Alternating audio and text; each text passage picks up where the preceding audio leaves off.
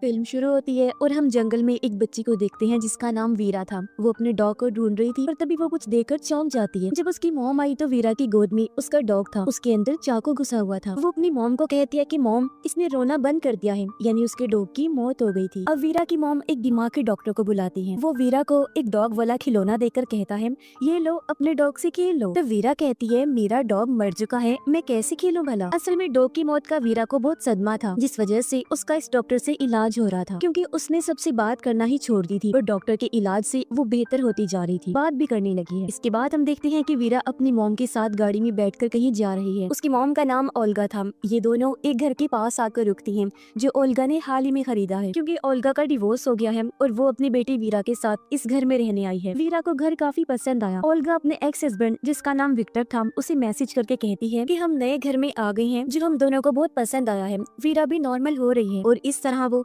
अपने हस्बैंड को खबर करती रहती है। जैसे ही रात हुई, लाइट्स टिमटिमाने लगती हैं, पर इस पर ओल्गा का ध्यान नहीं गया और वो वीरा को उसके कमरे में सुलाने चली गई। फिर जब वो अपने कमरे में जा रही थी तो एटिक का दरवाजा खुला हुआ देखती है, जो हालांकि पहले बंद था। तब हैरान होकर वो चेक करने गई। एटिक खाली था, बस वहाँ एक बॉक्स पड़ा हुआ था। ये बॉक्स भी ओल्गा ने पहले वहाँ नहीं देखा था, इसलिए वो इसे खोलकर देखती है, जिसके अंदर एक डायरी और बहुत सारी छोटे छोटे चीजें पड़ी हुई थी। इसी के साथ उसे नीचे से आवाज आने लगी। वो सोचती है ये वीरा होगी जो नींद से जाग गई है और ऊपर मेरे पास आ रही होगी, पर जैसे वो उठी उसे ऐसा महसूस होता है जैसे कोई परछाई मेरे पास से गुजरी है। पर उसने सोचा ये मेरा वहम होगा, मेरी ही परछाई होगी जिससे मैं घबरा रही हूँ। इस चीज पर वो ज्यादा ध्यान ना देते हुए अपने कमरे में सोने के लिए चली जाती है। अगली सुबह उसने एजेंसी को मैसेज किया, कहती है कि आपने तो कहा था कि पूरा घर खाली है, पर एटिक में बॉक्स है जिसके अंदर डायरी और कुछ सामान है, जरा पता लगवाइए कि वो किसका है। खैर आज वीकेंड था, जहाँ विक्टर वीरा को लेने आया हुआ था, क्योंकि कोर्ट के मुताबिक वीरा बाकी दिन अपनी मॉम के साथ रहेगी, जबकि वीकेंड पर डैड के साथ। तो वीरा भी खुशी से अपना सामान पैक करके आ जाती है जाने के लिए, क्योंकि उसके डैड ने वादा किया था कि वो उसे घोड़े की सवारी करवाएगा। लेकिन अब विक्टर ये कह देता है कि बेटा, पहले हम मेरी दोस्त के साथ कुछ टाइम गुजारेंगे और फिर घोड़ सवारी के लिए जाएंगे। ये सुनकर तो वीरा को गुस्सा आ गया। वो कहती है, फिर तो मैं नहीं जाने वाली आपके साथ, अपनी माँ के साथ ही रहूंगी, क्योंकि उसे अपने डैड की दोस्त से बहुत नफरत होती है। पर ओल्गा उसे मना लेती है कि चले जाओ बेटा, कुछ देर की बात है, उससे मिल लो, फिर सारा दिन अपने पापा के साथ ही रहना। वीरा मान गई और जब वो दोनों चले गए, ओल्गा अपना ऑफिस सेट करने में लग जाती है। पर अचानक उसे जोरों का सर दर्द होने लगा। ऐसा लग रहा था जैसे कमरे का रूप ही बदल रहा हो। इस जगह को लेकर उसे अजीबोगरीब ख्याल भी आने लगे, पर कुछ भी समझने से पहले उसके फोन की बेल बज गई और उसका सर दर्द भी ठीक हो गया। कॉल एजेंसी वालों की थी। वो कहते हैं, जी हमने घर के पिछले मालिक से पता करवाया है, उसका कहना है कि एटिक में तो हमारा कोई बॉक्स नहीं था। ये सुनकर ओल्गा सोच भी पड़ जाती है, तो फिर किसका है वो बॉक्स। एक बार फिर वो बॉक्स चेक करने, उसके अंदर जो डायरी थी उसे निकाल कर पढ़ने लगती है। डायरी के सफ़े पढ़ के वो थोड़ा घबरा जाती है, क्योंकि ये किसी पागल कातिल की डायरी थी, जिसने अपने कत्ल की सारी डिटेल्स काफी बारीकी से लिखी हुई थी, कि वो अपने शिकार को कैसे तड़पाता है और फिर मारता है सब कुछ। ओल्गा ने सोचा, नहीं,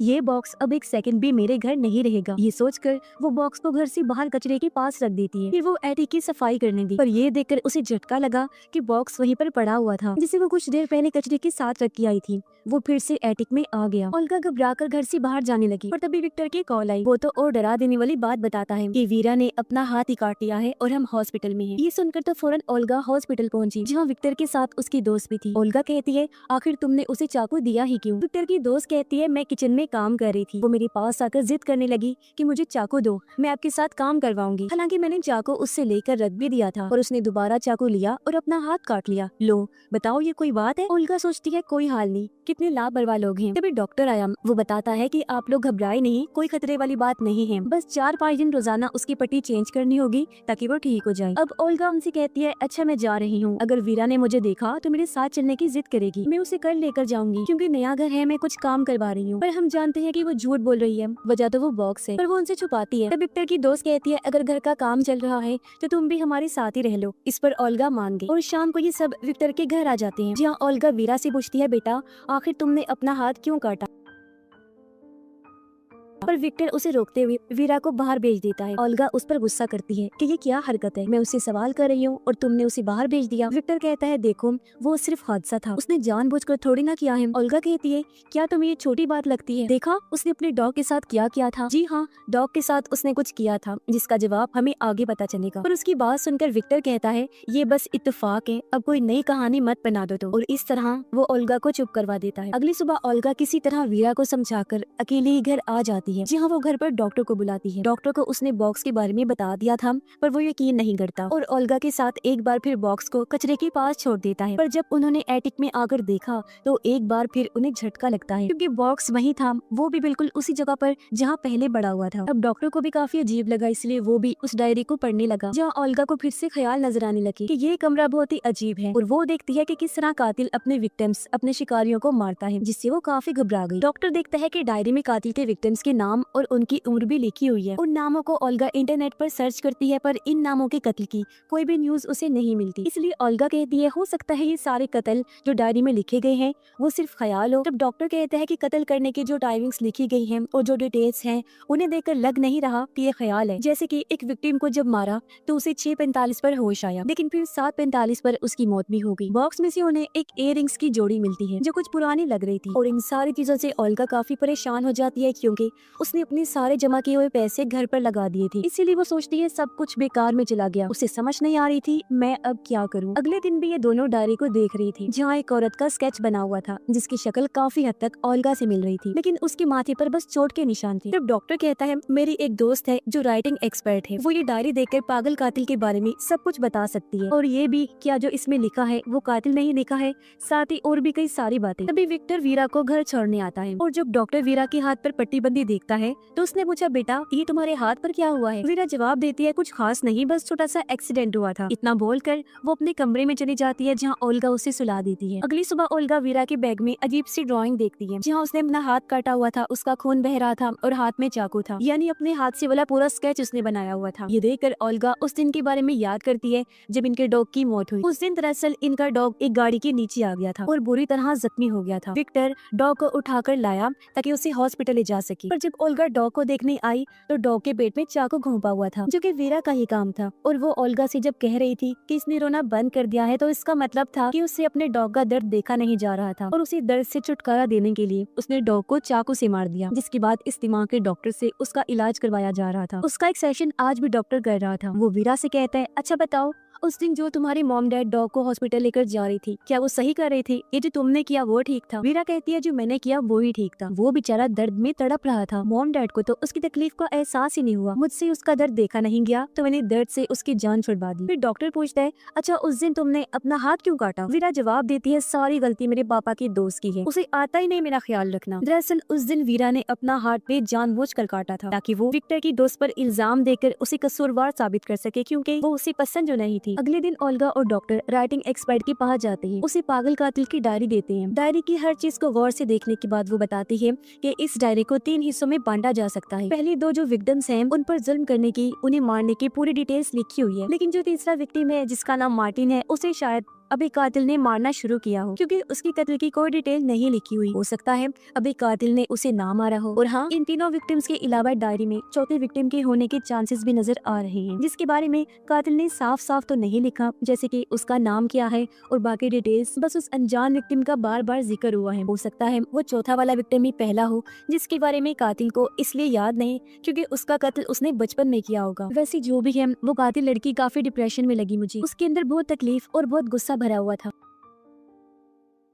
और ये सुनकर तो दोनों काफी चौंक गई। कहते हैं क्या कहा आपने, कातिल लड़की? एक्सपर्ट कहती है कि हाँ, इस राइटिंग को देखने से साफ लग रहा है कि पागल कातिल एक लड़की है। और तो और इसके लिखने का अंदाज भी अनोखा है। अब जैसे आमतौर पर हम अंगूठे और इंडेक्स उंगली से लिखते हैं, पर कातिल ने अपने अंगूठे और बीच वाली उंगली से पेन को पकड़ के लिखा हुआ है। अब ये सारी बातें सुनकर ओल्गा काफी परेशान हो गई। वो सोचती है अब मैं क्या करूँ, एक पागल कातिल के घर में कैसे अपनी बच्ची को रखूँ? ऊपर से मुझे भी हर टाइम ऐसा महसूस होता है जैसे कातिल घर में ही है। तब डॉक्टर उसे कहता है तुम ऐसा करो, उसे विक्टर के घर छोड़ दो और फिर सोचेंगे कि आगे क्या करना है, और जब सारे हालात ठीक होंगे तुम तब उसे वापस लेकर आना। डॉक्टर ओल्गा को भी दवाई देता है खाने के लिए, क्योंकि वो काफी परेशान थी। दवाई खाकर वो जब नहाने गई तो उसे अपने कमरे से आवाज आती है। उसने जब जाकर चेक किया तो वो किसी की परछाई को देखती है। उसे पकड़ने के लिए जब ओल्गा पीछे भागी तो अचानक कोई उसके सर पर जोर से मारता है, जिससे वो नीचे गिर गई। उसकी आवाज सुनकर डॉक्टर फौरन यहाँ आकर उसे संभालता है। ओल्गा उसे बताती है कि वो कातिल घर में ही है, मैंने उसे देखा था और उसने मुझ पर हमला किया है। पर डॉक्टर को तो वहाँ कोई नजर नहीं आता। पर तभी एटिक में से किसी के भागने की आवाज आई। डॉक्टर सोचता है ये जरूर कातिल ही होगी, इसीलिए वो जाकर जब चेक करता है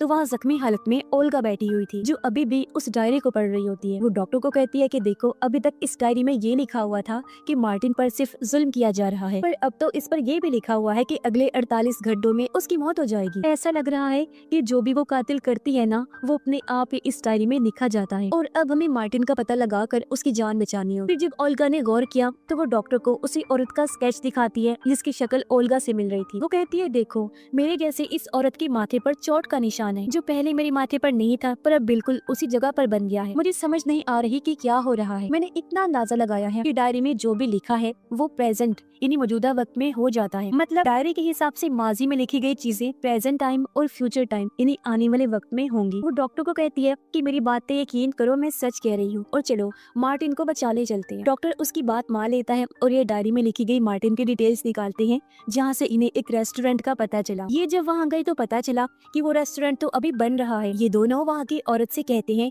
कि हम मार्टिन से मिलना चाहते हैं। औरत के हाथ में एक बच्चा था। वो कहती है ये रहा मेरा बेटा, इसी का नाम मार्टिन है। अब डायरी के हिसाब से मार्टिन की उम्र तो 32 साल होगी। तो ये दोनों सोचते हैं कि क्या जब मार्टिन 32 साल का होगा तब उसकी मौत होगी। इस सोच के साथ उनका दिमाग चकरा गया और वो घर आ जाती है। ओल्गा कहती है मुझे इस बात की परेशानी हो रही है कि 48 घंटे खत्म होने को हैं। मार्टिन को हमें बचाना है, कैसे बचाएं? पर तभी ओल्गा ने बड़ा चौंका देने वाला सीन देखा कि वीरा के हाथ पर पट्टी लगी हुई है, जिस वजह से वो अंगूठे के साथ अपने इंडेक्स वाले फिंगर इस्तेमाल नहीं कर पा रही थी। इसीलिए वो अंगूठे और दरमियान वाली उंगली की मदद से पेंसिल पकड़कर ड्राइंग कर रही थी, यानी वही चीज जो एक्सपर्ट ने कातिल के बारे में बताई थी। ओल्गा उससे पेंसिल छीलकर कहती है कि जब तक तुम्हारा हाथ ठीक नहीं हो जाता तुम ड्राइंग नहीं करोगी। ये सुनकर वीरा को अपनी मॉम पर गुस्सा आ गया, पर तभी विक्टर की आवाज आई और वो भागकर अपने डैड के पास चली जाती है। और ये क्या, विक्टर तो वीरा के लिए गिफ्ट के तौर पर गोही बॉक्स लेकर आया था जो एटिक से जाने का नाम ही नहीं ले रहा। ओल्गा तो एकदम सुन पड़ जाती है, उसे समझ नहीं आ रही थी कि ये क्या हो रहा है। फिर वो बॉक्स और वीरा को एटिक में लेकर गई और उससे पूछती है बेटा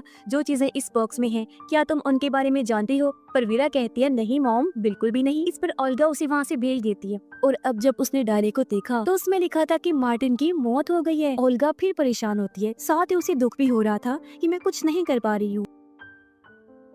इस बारे में जब डॉक्टर उससे पूछता है तो ओल्गा बताती है कि वो पागल कातिल और कोई नहीं बल्कि वीरा है, मेरी बेटी, जो अभी तो बहुत मासूम लगती है पर बड़े होकर फ्यूचर में वो एक पागल कातिल बनने वाली है। फ्यूचर में जो भी खून वो करेगी उन सब की डिटेल्स इस डायरी में लिखी हुई है। जो बताकर उसने डॉक्टर को डायरी दिखाई जहाँ मार्टिन की मौत का जिक्र था। ओल्गा रोने लगी, कहती है आखिर मेरी परवरिश में क्या ऐसी कमी रह गई थी कि मेरी बेटी एक कातिल बनेगी, पर मैं उसे कातिल बनने नहीं देने वाली, प्लीज मेरी मदद करो। इस पर डॉक्टर कहता छोटी बच्ची है अभी वो, हम उसका इलाज कर रहे हैं ना, तुम परेशान ना हो, ठीक हो जाएगी। और डायरी में ये भी लिखा हुआ था कि किसी गलत वाइब्रेशन की वजह से उसने अपना पहला कत्ल किया और अगर हम उस वाइब्रेशन के बारे में पता लगा ले तो हम उसे रोक सकते हैं। इससे ना वो अपना पहला खून करेगी और ना ही कातिल बनेगी। ओल्गा कहती है वो बात ठीक है, पर अगर उसका पहला विक्टिम डॉग ही था तो फिर उसे तो वीरा ने मार ही दिया है ना। इसलिए अब ये लोग दोबारा राइटिंग एक्सपर्ट के पास गए तो वो बताती है कि डायरी में किए गए उसने सारे खून बड़ी होकर किए हैं और जो डॉग को उसने मारा है ना वो तो बचपन में उसने किया। अपनी तरफ से उसे लग रहा था कि उसने ठीक किया, डॉग को तड़पते हुए उसे देखा नहीं गया तो उसने मार दिया उसे। बचपन में ही की गई गलती को हम खून नहीं गहेंगे, खून उसने बड़े होकर किया। और उसका पहला विक्टिम वो चौथा है जिसके बारे में मैंने बताया था कि उसका नाम वगैरह नहीं लिखा गया, बस उसका जिक्र हुआ है। और हाँ, हो सकता है उस पहले विक्टिम ने ही बच्ची को कुछ कहा होगा, उसके साथ कुछ किया होगा कि उसे गुस्सा आ गया। हो सकता है कि उसने बचपन में बच्चे की जान लेने की कोशिश की हो, जिसका बदला फिर बच्ची ने बड़े होकर लिया और उसके अंदर का जानवर जाग गया और उसने अपना पहला कत्ल किया, जिसका जिक्र डायरी में कहीं पर भी नहीं। अगली सुबह बेबस होकर ओल्गा वीरा की बर्थडे पार्टी में बैठी होती है और वीरा आराम से खेल रही थी और तभी विक्टर अपने दोस्त को इयररिंग्स गिफ्ट देता है, जो देख ओल्गा को शौक लगा क्योंकि ये वही इयररिंग्स थे जो उसे उस बॉक्स में से मिली थी, कातिल का बॉक्स यानी कि वीरा का बॉक्स। जो देखकर ओल्गा समझ गई कि इसका मतलब वीरा की पहली विक्टिम विक्टर की दोस्त है, यानी बड़े होकर वीरा सबसे पहले उसे मारकर अपना पहला कत्ल करेगी क्योंकि वो उसी सख्त नफरत जो करती है। इसलिए ओल्गा जब उसे घर लेकर आई तो फैसला करती है कि आइंदा के बाद मैं वीरा को कभी विक्टर के घर नहीं भेजूंगी, क्योंकि वो कैसे भी करके अपनी बेटी को कातिल बनने से बचाना चाहती थी। जैसे वीकेंड हुआ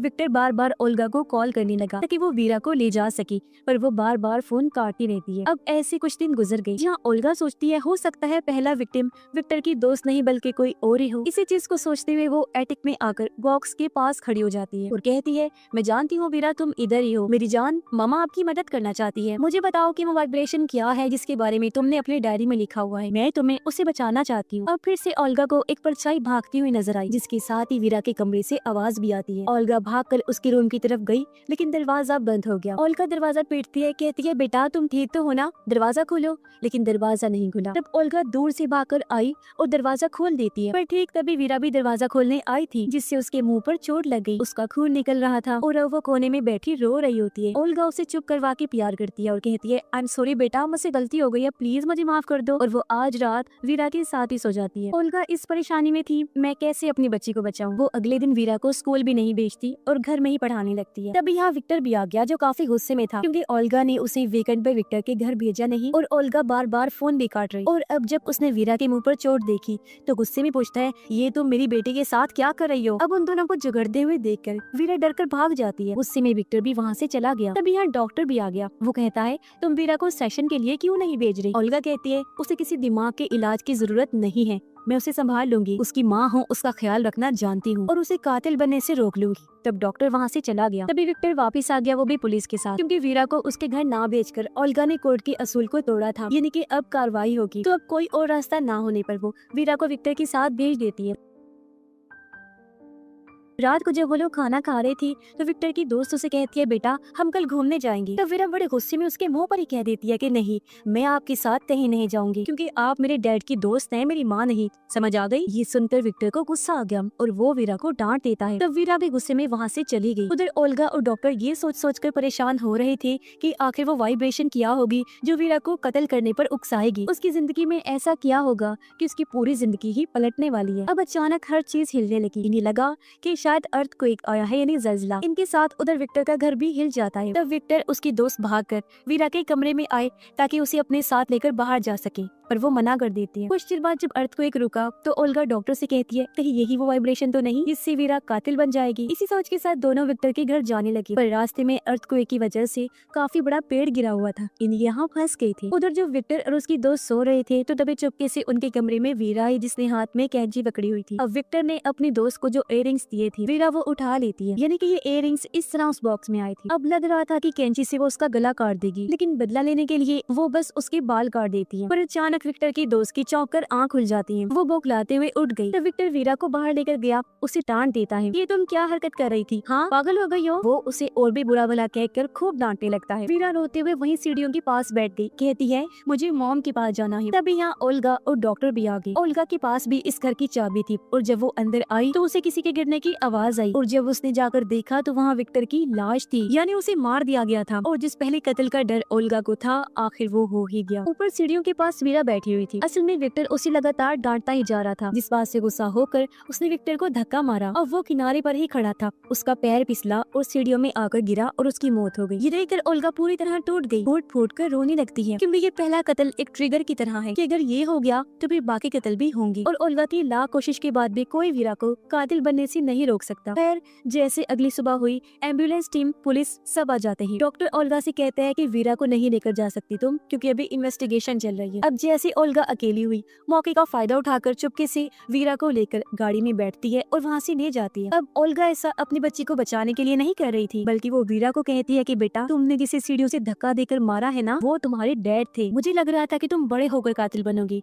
पर तुम तो बचपन में ही बन चुकी हो। पर अब मैं नहीं चाहती कि मजीद तुम्हारे हाथों किसी की भी जान चली जाए, इसीलिए मैंने फैसला किया है कि हम दोनों को मर जाना चाहिए। ये कहकर ओल्गा ने गाड़ी तेज कर ली। वो जानबूझकर एक्सीडेंट करवा देती है, जिससे उनकी गाड़ी पलट गई और स्क्रीन ब्लैक हो जाती है। अगले सीन में हम देखते हैं कि ओल्गा बच तो गई है, पर उसकी हालत बहुत खराब है। उसे काफी चोटें आई थी। सिर्फ वही नहीं बल्कि वीरा भी बच गई थी। वो सामने बैठी हुई थी, लेकिन उसे कम चोटें आई थी। वो ओल्गा को घूर कर देखती है। ऐसा लग रहा था जैसे सोच रही हो कि तुमने मेरी जान लेने की कोशिश की है ना, देखना तुम्हारे साथ भी हिसाब बराबर करूंगी। अब यहाँ हम याद करते हैं कि राइटिंग एक्सपर्ट ने कहा था कि वीरा के पहले विक्टिम ने उसके साथ कुछ किया होगा, उसे गुस्सा दिलाया, उसे चोट पहुंचाने की कोशिश की होगी। जब भी वीरा को गुस्सा आया, उसका दिमाग खराब हुआ और उसके अंदर का जानवर जाग गया। और जब भी उसने अपना बदला लेने के लिए अपने उस पहले विक्टिम को मार दिया, जिसके बाद उसे लोगों को मारने की लत लग गई, जहाँ बड़ी होने के बाद उसने और भी लोगों का कत्ल किया। अब हम जानते हैं कि हालांकि विक्टर वीरा की वजह से ही मरा है, पर उसने तो वैसे ही खुद से दूर करने के लिए उसे धक्का दिया था। मतलब उसका इरादा अपने डैड को मारने का नहीं था, यानी वो बस एक एक्सीडेंट था। पर जैसा कि हमने देखा कि ओल्गा ने उसकी जान लेने की कोशिश की, तो तब बदला लेने के लिए वीरा पहला कत्ल ओल्गा का करेगी, यानी उसका पहला विक्टिम और कोई नहीं बल्कि उसकी माँ है। वो पहला कत्ल उसका करे। और बॉक्स बार बार इस इसलिए एटिक में आ रहा था क्योंकि अर्थक्वेक आने से टाइम ट्रेवल यानी पास्ट प्रेजेंट का पोर्टल वहाँ पर खुल गया था, जहाँ से ही बार बार वो एटिक में आया जाया करता था। क्योंकि इसके बाद भी कई साल वीरा उसी घर में रही और लोगों के खून, उन्हें मारना पीटना सब वो यही करती, जिसके बारे में उस डायरी में सब कुछ लिखा हुआ है। और इस तरह ये लूप चलता रहा और बार बार बॉक्स वापस आने के पीछे यही वजह है। अपनी माँ ओल्गा का पहला खून करने के बाद वो आखिर पागल कातिल बन जाएगी जो सीरियल किलर होगी, यानी कि वो किसी को भी नहीं छोड़ेगी। और इसी भयानक एंडिंग के साथ ये फिल्म इधर ही खत्म हो जाती है।